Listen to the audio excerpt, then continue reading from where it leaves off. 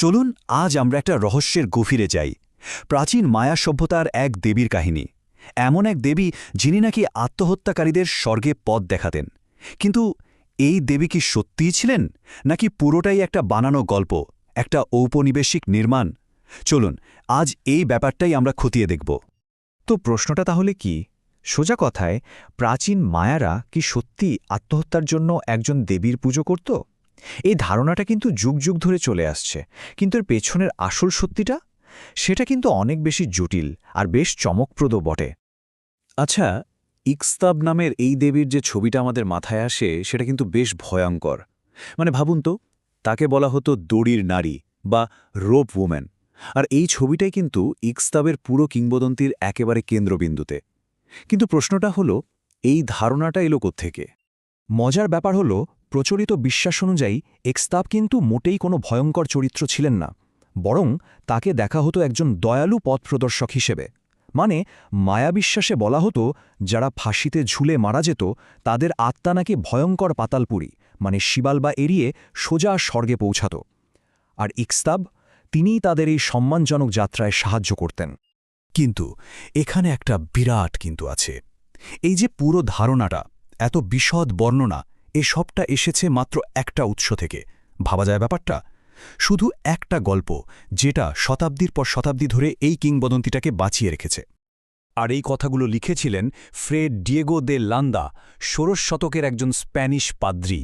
তার বিখ্যাত বই রেলাশিয়ন দে লাস কোসাস দে ইউকাটানে তিনিই প্রথম এবং একমাত্র ব্যক্তি যিনি ইকস্তাবের এই বর্ণনাটা দেন। মানে তিনি একমাত্র বলেছেন যে ফাঁসিতে আত্মহত্যাকারীদের জন্য একজন দেবী ছিলেন। কিন্তু আসল প্রশ্নটা হলো, তার কথা কি আমরা চোখ বন্ধ করে বিশ্বাস করতে পারি? আর এখানেই বুঝলেন গল্পটা একটা জটিল মোড় নেয়। কারণ এই দিয়েগো দে লান্দা লোকটা একদিকে যেমন মায়া সংস্কৃতি নিয়ে আমাদের জানার জন্য একটা বিশাল উৎস, ঠিক তেমনি তিনি আবার হাজার হাজার মায়ার নথি আর পবিত্র জিনিসপত্র ধ্বংস করার জন্য দায়ী। তার আসল উদ্দেশ্যটা ছিল মায়াদের খ্রিস্টধর্মে নিয়ে আসা। তাই তার লেখাটাকেও একটা ঔপনিবেশিক আর মিশনারি ফিল্টারের মধ্যে দিয়েই দেখতে হবে। খুব সম্ভবত তিনি যা দেখেছেন সেটাকে নিজের ধর্ম আর বিশ্বাসের চশমা দিয়েই ব্যাখ্যা করেছেন। বেশ, চলুন তাহলে লান্দার লেখার বাইরে একটু প্রমাণ খোঁজা যাক। আর যেই আমরা সেটা করতে যাই, অমনি একটা অদ্ভুত নীরবতার মুখোমুখি হতে হয়। প্রত্নতাত্ত্বিক যত রেকর্ড আছে সেগুলোতে ইকস্তাবের কোনো চিহ্নই যেন নেই, কিছুই নেই। দেখুন, প্রশ্নটা তো খুবই যুক্তিসঙ্গত, আই না? যদি ফাঁসিতে মৃত্যুবরণ করাটা স্বর্গে যাওয়ার একটা এত সম্মানিত আর উদযাপিত একটা পথ হবে, তাহলে মায়াদের শিল্পকর্মে, তাদের স্থাপত্যে বা ভাস্কর্যে এর কোনো ছাপ থাকবে না কেন? আর এর উত্তরটা হলো শূন্য। হ্যাঁ, একেবারে জিরো। মায়া শিল্পকলার এত বিশাল ভাণ্ডারে আত্মহত্যার দেবীর একটাও নিশ্চিত প্রাক কলম্বিয়ান ছবি খুঁজে পাওয়া যায়নি। আর এই যে না থাকাটা, এটাই কিন্তু সবচেয়ে বড় প্রশ্নটা তুলে দেয়। ব্যাপারটা আরও পরিষ্কার হয়ে যায় যখন আমরা এক্সতাবের এই অনুপস্থিতিকে মায়াদের অন্য দেবতাদের সাথে তুলনা করি, এমনকি ছোটখাটো দেবতাদের সাথেও। যেমন ধরুন, র্যাবিট স্ক্রাইবের মতো অপ্রধান চরিত্রের ছবিও মায়া শিল্পে ভুরি ভুরি পাওয়া যায়। অথচ আত্মহত্যার মতো এত গুরুত্বপূর্ণ একটা বিষয়ের দেবীর কোনো অস্তিত্বই নেই। এটা তো খুবই অস্বাভাবিক, তাই না? কিন্তু দাঁড়ান, একটা ছবি তো আছে, তাই না, যেটাকে প্রায়ই ইকস্তাব বলে চালানো হয়।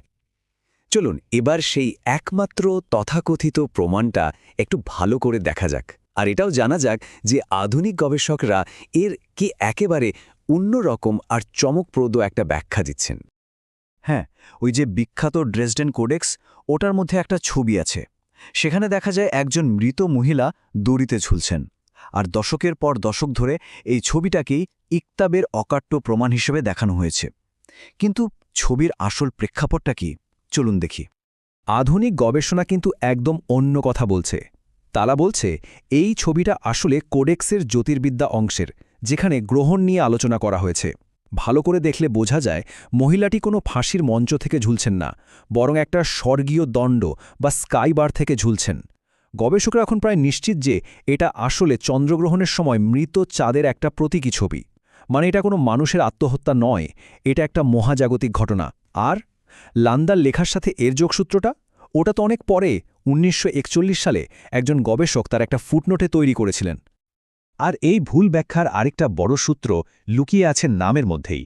এক্সতাব মানিত দড়ির নারী, কিন্তু এই নামটা আবার আহাতাব শব্দের সাথেও জড়িত, যার মানে শুধু জল্লাদ নয়, ফাঁদও হতে পারে। তাহলে কি ইনি শিকারের কোনো দেবী ছিলেন? অথবা এটা কি কোনো ধর্মীয় আত্ম-উৎসর্গের প্রতীকী ব্যাপার ছিল, যেখানে নিজেকে একটা ফাঁদে অর্পণ করা হতো? খুব সম্ভবত লান্দা তার ইউরোপীয় চিন্তাভাবনা থেকে এই জটিল ধর্মীয় আচারটাকে সোজাসাপটা আত্মহত্যার পাপ হিসেবেই ভুল বুঝেছিলেন। তাহলে প্রশ্ন হল, এই একটা ভুল ব্যাখ্যা কি করে আধুনিক যুগে এসে এমন একটা শক্তিশালী আর বিপজ্জনক কিংবদন্তি হয়ে উঠল? চলুন দেখি কিভাবে একটা ঔপনিবেশিক ধারণা আজও আমাদের চিন্তাভাবনাকে প্রভাবিত করে চলেছে। এর রূপান্তরের গল্পটা কিন্তু দারুণ ইন্টারেস্টিং। ভাবুন তো, হয়তো কোনো এক সময় কোনো এক জায়গায় দড়ি বা ফাঁদের দেবী বলে একটা ছোট স্থানীয় বিশ্বাস ছিল। লান্দার লেখার কারণে সেটা একটা চাঞ্চল্যকর রূপ পেল। তারপর স্প্যানিশরা আসার পর খ্রিস্টান ধর্মের প্রভাবে এই দয়ালু পথ প্রদর্শকের ধারণাটা একেবারে উল্টে গেল। সে হয়ে গেল একটা শয়তানি শক্তি।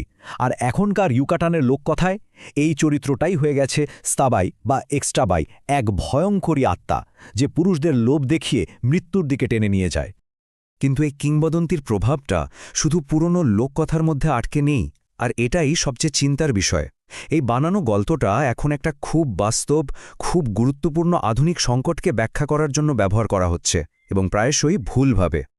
পরিসংখ্যানটা দেখুন, আজকের দিনে ইউকাতান প্রদেশে আত্মহত্যার হার পুরো মেক্সিকোর জাতীয় গড়ের দ্বিগুণেরও বেশি। এটা একটা ভয়াবহ জনস্বাস্থ্য সংকট। আর ঠিক এই জায়গাতেই এক্সট্রাবেরি কিংবদন্তিটা একটা মারাত্মক বিপজ্জনক রূপ নিয়েছে। কিছু চাঞ্চল্যকর মিডিয়া প্রায়ই এই ভয়াবহ হারকে একটা অদ্ভুত এক্সতাবর সংস্কৃতির ফল হিসেবে দেখানোর চেষ্টা করে। এটা যে শুধু ভুল তা নয়, এটা মারাত্মক ক্ষতিকরও। কারণ এই ধরনের ব্যাখ্যা দারিদ্র্য, মানসিক স্বাস্থ্যসেবার অভাবের মতো আসল সমস্যাগুলোকে একেবারে আড়াল করে দেয়। আর সবচেয়ে বড় কথা কি জানেন? আধুনিক মায়া সম্প্রদায়গুলোতে যখন গবেষণা করা হয়েছে, তখন দেখা গেছে যে ওখানকার মানুষ আত্মহত্যার কারণ হিসেবে কোনো দেবীকে দায়ী করে না। তারা দায়ী করে শয়তানের প্ররোচনা আর চরম হতাশাকে, যা আসলে সেই ঔপনিবেশিক সময়ের ক্যাথলিক ধর্মের গভীর প্রভাবটাকেই চোখে আঙুল দিয়ে দেখিয়ে দেয়। তাহলে চলুন পুরো বিষয়টাকে একবার এক জায়গায় নিয়ে আসি। একদিকে আছে লান্দার গল্পটা, যেটা মাত্র একটা উৎসের ওপর দাঁড়িয়ে আছে আর যার কোনো প্রত্নতাত্ত্বিক প্রমাণ নেই বললেই চলে। আর অন্যদিকে আছে আধুনিক গবেষণা, যা পরিষ্কার দেখাচ্ছে যে ওই ছবিটা আসলে চন্দ্রগ্রহণের প্রতীক, আর পুরো ধারণাটাই সম্ভবত একটা বিরাট ভুল বোঝাবুঝি। সুতরাং আসল কথাটা তাহলে কি দাঁড়ালো? ইক্সতাব কোনো সত্যিকারের প্রাচীন মায়াদেবী নন, বরং এটা সম্ভবত একটা স্থানীয় বিশ্বাস ছিল, যেটাকে একজন ঔপনিবেশিক লেখক ভুল বুঝেছেন, অতিরঞ্জিত করেছেন, আর সময়ের সাথে সাথে সেটাই একটা শক্তিশালী কিংবদন্তি হয়ে উঠেছে।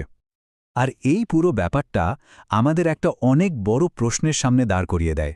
ইতিহাস বলে আমরা যা কিছু জানি তার কতটুকু আসলে এমন ঔপনিবেশিক নির্মাণ।